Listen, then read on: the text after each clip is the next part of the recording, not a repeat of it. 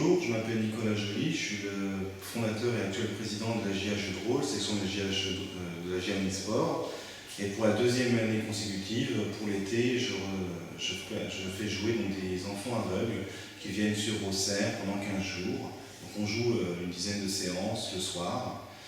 Et donc pour tout ce qui est information générale, je vous renvoie au reportage précédent, ainsi qu'à toutes les informations qui ont déjà été mises sur le site Enfants Aveugles.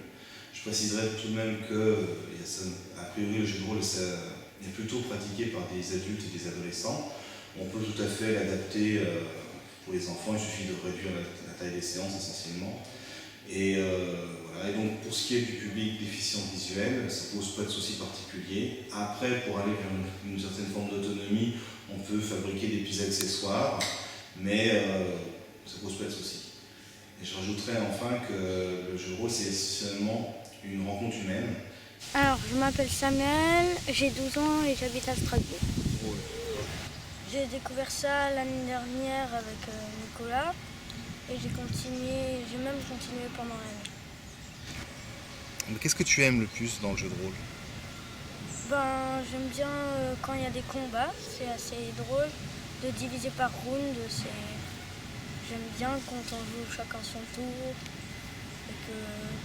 et que chacun sera un ennemi ou à plusieurs, puis les points de dégâts et tout ça. Souvenir que tu aimerais partager avec les autres? Alors c'était c'était un scénario où c'était un scénario assez compliqué avec un peu de tout. Il y avait une enquête, des combats, ça s'était déroulé en beaucoup de séances. Et donc on est arrivé au bout et c'était déjà très satisfaisant d'arriver au bout et en plus on a eu un gros pactole au bout. D'accord. Vous y avez participé, ça fait 1 mois que vous y êtes, tout se passe bien.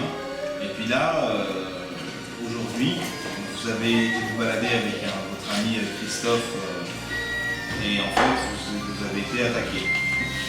Et donc du coup attaqué par des hommes sérieux. Et tu as le titre de chevalier d'ailleurs aussi, Laïka, et puis Samuel aussi, et Margot aussi.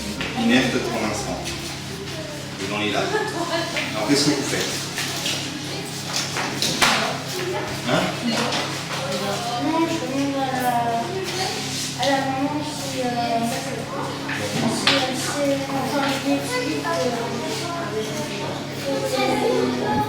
c'est plus du ballon, l'émotion qui fait que quand il sera là, il sera peut-être ça ira.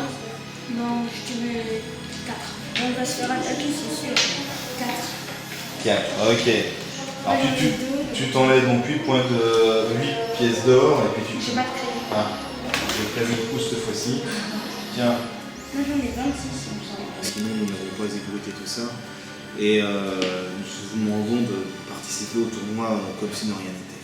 Et vous savez qu'il y a de grandes chances pour que lors de la dernière épreuve, les chevaliers sont Ah bon? attaqués. Vous pensez? Pourquoi? Parce qu'ils sont tout seuls dans la forêt et que leur but c'est de réunir le plus de personnes possible sous la domination de l'État.